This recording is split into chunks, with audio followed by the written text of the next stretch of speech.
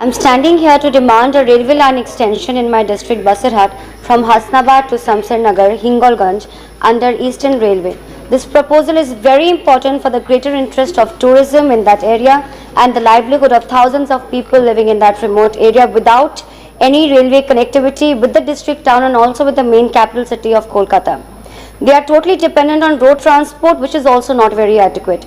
So due to this, people in that area are suffering a lot, especially the students, the vendors, small businessmen, girls and boys who are having to lose their jobs also, क्योंकि railway connectivity वहाँ पे है नहीं. तो few years ago, survey was taken by Railway Authority, but no action has been taken till date. So sir, I request the concerned minister through you to. Concerned minister would be the railway minister, Dada. Yes, railway minister through sir that please consider this proposal and please see how fast it can be enacted upon. Thank you. Article 26 का violation क्यों है? Article 26 में religious denomination को इख्तियार है अपने right को protect करने का.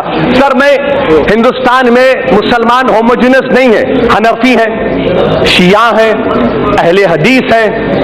अब आप मेरे को बताइए, मुख्तार नकवी साहब चले गए, उनसे पूछ लीजिए कि शियाओं में सेगा है, अहले हदीस मानते हैं, हनफी नहीं मानते. बार बार जो इस्लामिक ममालिक का एग्जाम्पल देते थे, आप पढ़ लिया करिए.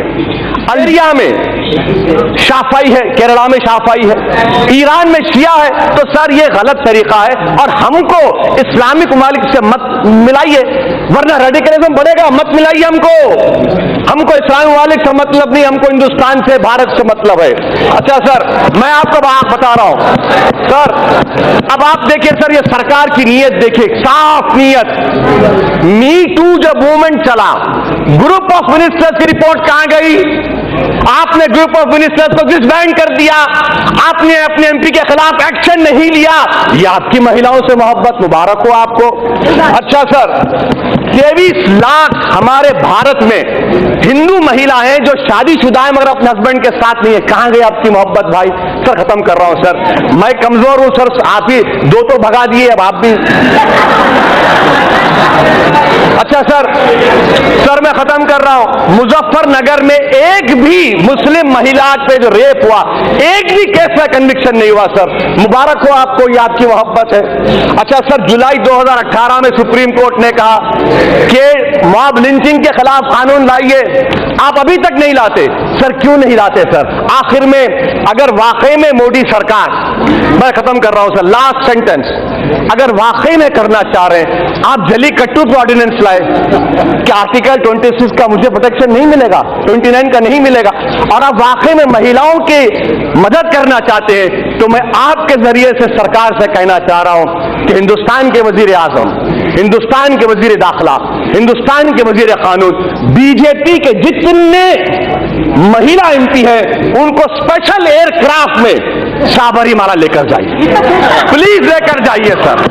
और मैं खत्म करने से पहले कह रहा हूं, यह कानून मुसलमानों को उनकी तहजीब, उनके तमद्दुन, उनके मजहब से दूर करने के लिए लाया गया है. सर, हम जब तक भारत में रहेंगे, सुबह कयामत तक रहेंगे, अपने दीन पर रहेंगे, कुरान और सुन्नत पर रहेंगे.